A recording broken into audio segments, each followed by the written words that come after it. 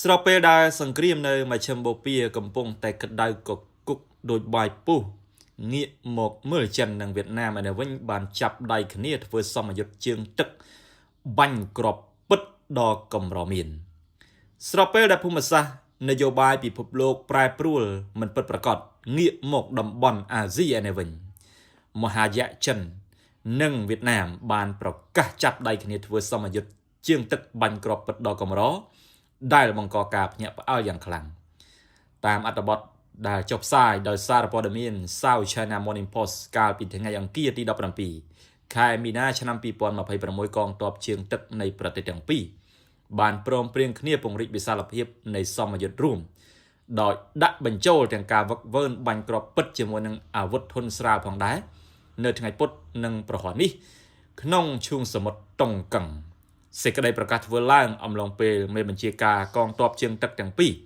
ជួបសម្ដែងការគួសមដាក់គ្នានៅកំពង់ផែហ្វាងឆឹងក្នុងតំបន់ខ្វាងស៊ីភាគខាងត្បូងប្រទេសចិន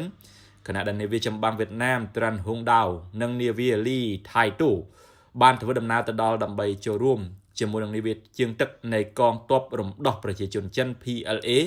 សម្រាប់យុទ្ធនាការល្បាតរួមគ្នានឹងការធ្វើសមយុទ្ធវឹកវើលើកទី40នៅក្នុងជំនួបការពីថ្ងៃច័ន្ទលោកវរសេនីយ៍ឯកហាន់វេងអនុប្រធានសេនាធិការនៃមូលដ្ឋានទ័ពជើងទឹកខ្វាងជូវរបស់ PLA បានបង្ហាញនូវក្តីសង្ឃឹមថាដំណើរទស្សនកិច្ចនេះនឹងបន្សល់ទុកនូវភាពវិជ្ជមានជាច្រើននិងរួមចំណែកដល់ការពង្រឹងមិត្តភាពរវាងនាយទាហាននិងនាវិកនៃកងទ័ពជើងទឹកនៃប្រទេសទាំងពីរគណៈលោកវរសេនីយ៍ឯកឌូមីងអនុមេបញ្ជាការតំបន់ទី4នៃកងទ័ពជើងទឹកវៀតណាមបាននិងជាប្រធានប្រតិភូកងទ័ពជើងទឹកប្រជាជន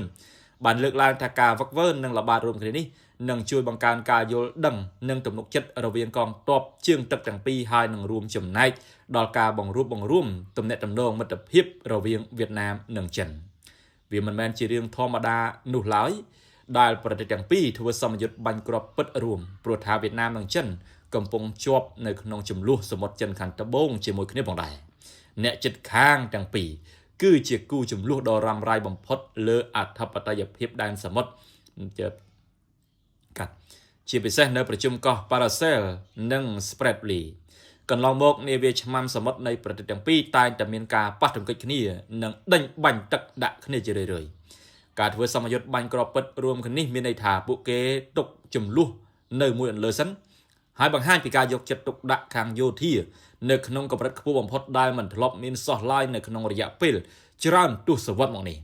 ម្យ៉ាងនៅចំពោះមុខស្ថានភាពពិភពលោកនាពេលបច្ចុប្បន្នវៀតណាមប្រហែលជាអស់ជំនឿ